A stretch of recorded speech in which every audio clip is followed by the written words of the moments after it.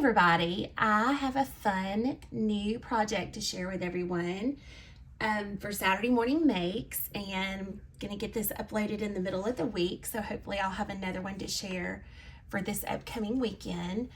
I love this particular creation because it uses two stamps, one rubber stamp that's the old wood style, and then one polymer stamp. And that is the only thing that this project uses. And I wanted to show how if you take just some of your old red rubber stamps or some of your old cling stamps, and if you kind of tweak it and add some layers on, you can make it look like it has dies, or you can make it look like it had a lot more pieces to it. And so that's kind of what I had in mind when I wanted to make this. And I also wanted to share with y'all a couple of new items that I found recently that I think are so great.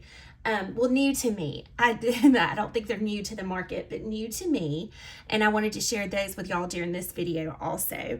But I just had an old, kind of old, whimsical, little house on the prairie style angel in mind when I was making these, and I wanted her to look like a little well-loved angel doll. So this is what I made, and I want y'all to see. And what I love about this particular ornament tag is it only used two stamps. I didn't use any dies. I didn't use anything other than one old wood rubber stamp and one polymer stamp, and just added different layers and different papers on, but it makes it look like it was much more that many more pieces went into it than actually did. So I kind of love that. So y'all can see she has her little tag that says Christmas Angel and her little bell, and she can hang, and her little glittery shoes. So that's what I'm gonna show y'all, the pieces that go into this one. Let's move some of this over. Y'all, isn't she fun? I just think she's so old-timey looking, and I love making things that look old-timey. Okay, so I want to show y'all, it was one old wood rubber stamp, and I want to show you which one it was. It was this stamp right here, and it is a Finders Keepers, maybe around 1994. I'm not really sure, but it's an old wood rubber stamp. So that is the base that went into making her, okay? And all I did, I took some brown craft stock paper and stamped her on that, cut her out, and then took some just different colored papers that I like and stamped her again, and just kind of started cutting different elements from the printed paper to layer onto the angel for her dress and her little pinafore, sorry, not pinafore. And so I just used little different pieces from the different papers that I stamped her on. So that is the majority of her, y'all. And I did stamp her some on white cardstock as well, because I wanted her hands and face on the white. So I cut out her head and her little hands out of white cardstock to layer her onto the original craft. The craft paper was my base, but you could use the white as your base and layer the wings and whatnot on. But I wanted the craft as my base so that the back of her would be the craft cardstock look. So that's the reason I chose just to use some craft paper, brown colored craft paper. So let's see. And then I used some old book pages and stamped her a couple of times on some old book pages and cut the heart out. to layer on. Just random words from an old book that I got from a thrift store. So that is our angel, and that's the majority of this. And that's why I wanted to share this project. I wanted to show you that you could take one stamp and kind of tweak it and use it in a different way and make it look like she had a bunch of layers and dresses that kind of coordinated with her. So the other thing that I used was this cling stamp that's Christmas Angel, which is on the little tag. And some of y'all may recognize it. It is from Lili of the Valley. And it is an A5 polymer stamp set. And it is the Christmas Angel. I love doing angel projects. If any of y'all follow my YouTube channel, which if you do subscribe, thank you. And if you don't, I would just love it if you did. You'll see a lot of angel projects on there. I just absolutely love creating little angels. So this is the little tag that I used. And I stamped the tag, y'all, in the margins of the old book paper because I wanted it to have the old creamy look that the heart was. So the only little thing that I did that I wanted to show y'all, when I cut her out, the first thought maybe I would just suspend the heart down and, you know, just let the twine kind of dangle. But then I decided to leave a little strip and fussy cut this out and glue the twine down so my heart wouldn't twist. So my heart would be stable, kind of more of a fixed position. So I did that. Let's see. The other thing that I did, I love to use cupcake liners. I'm always finding uses for them. When I go to stores, I'm always looking for different patterns or different color cupcake liners because I love to incorporate those in my paper crafting. And so I took a cupcake liner and cut it and just opened it up and fanned it out.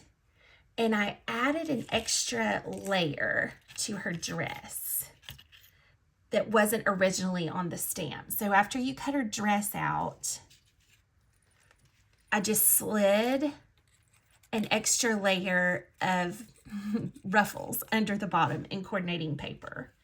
And that is a fun little trick I like to do. I think cupcake liners make perfect little pleated doll dresses. So I wanted to share that. Y'all can see this is the exact same pink one that I used.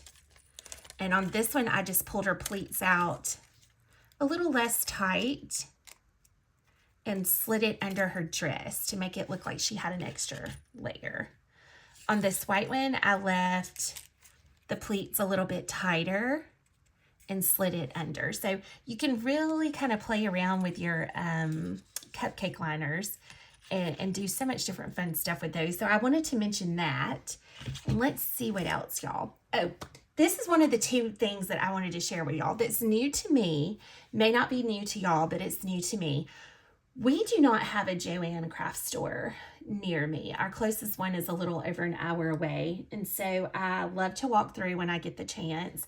I know you can order online, but sometimes that's not the same as being able to walk through and see colors and touch things for different products. So I had the opportunity to do that recently. And I found this yarn, y'all. And I don't knit, but I always like to walk through the yarns and just kind of look for different products that I can use in the paper crafting. And this is by a company called Line Brand Yarns, and it says it feels like butter. It's a little play on butter. But what intrigued me about this yarn, y'all, is that it looked old-timey to me. And I mean, it's super soft. I mean, it is just the softest yarn. But to me, when you cut it and you tie it in little bows, it looks almost like a felted wool to me. And that's what was intriguing. It's very soft, not like a wool product, but it has that kind of fuzzy look to it. And so I got a roll of this or skein of this, and I have just loved using this. And it's not expensive, y'all. I mean, I think I got it on sale, of course, and it was only a couple of dollars. So it's not an expensive yarn, but I wanted to mention that to y'all if y'all are ever in Joann's, and maybe go look for some of this, because it really does, when you cut it and you tie it, I think it kind of gives it that old felted wool look, the way it kind of fuzzes up. So I wanted to share that with y'all. And then the other thing that I found in Joann's that I had never seen before, they are doing these smaller skinny packs of cardstock. And this is 70-pound weight, and it's 20 sheets. And they were like $1.99, I think is the regular price. They were not expensive. And they have, this is the glitter paper, but they had solid colors as well that are the non-glitter. So I kind of like the idea of that for some different colors that you may not use all the time. But this particular pack of glitter was intriguing to me. I wanted to try it. And y'all, it is a great glitter paper. When you rub it and you work with it, no glitter comes off. It's very, very refined. So I wanted to mention that. And this particular pack has 5 different colors of glitter in it. Glitter sheets. So if you haven't seen that and you're looking for some glitter sheets, or you want some different colors, I wanted to mention that to y'all, because that's what I used on her little shoes. Let me pick this. I stamped her shoes on the glitter paper and cut those out and slid her little shoes on. So I used the white glitter, a little bit of the gold glitter paper, the silver, and the rose gold sheet that's in it. And I really, y'all, I love this little rose gold glitter sheet that's in there. Let me flip this around. But y'all can see how great that paper is. And it's not so thick that it's hard to fussy cut out. I liked that about it too. And so I wanted to mention that. Let's see what else, y'all. I used little jump rings to put the little Christmas angel tag on, and I used the little bells. So I fussy cut out the little tag, punched a hole in it, and then added a little jingle bell to the angel. So that was all, y'all, that went into her. She was not a hard project. I also liked her because I think I've told y'all before in some of my other videos, sometimes I have a tendency to get overwhelmed if I'm trying to use a whole bunch of different pieces. And so I really liked her because I was just using the one old wooden stamp as the main base of her. And then just, you know, adding, you know, the different colors of scrapbook paper on. And for her hanger, I just punched a little hole up in her wings and knotted a little bit of twine. It's a little bit of a stiffer, thin twine. And tied a little bow in the little yarn that I was telling y'all about and hot glued that on. And also tied one down here to make it look like there was one on her little heart ornament that's hanging. Oh, isn't she fun? I just think she is so fun. So sweet. So I wanted to show y'all that. Let me think. Oh, stickles. I did use some colored stickles to go around the wings. The only thing that I did different with this is I wanted, after I put the stickles on, I took my finger and just smushed them down because I didn't want a ridged line. I wanted a fine glitter line. I wanted it to not be raised. And so I just smushed that down with my fingers before it dried so it would look more gossamery.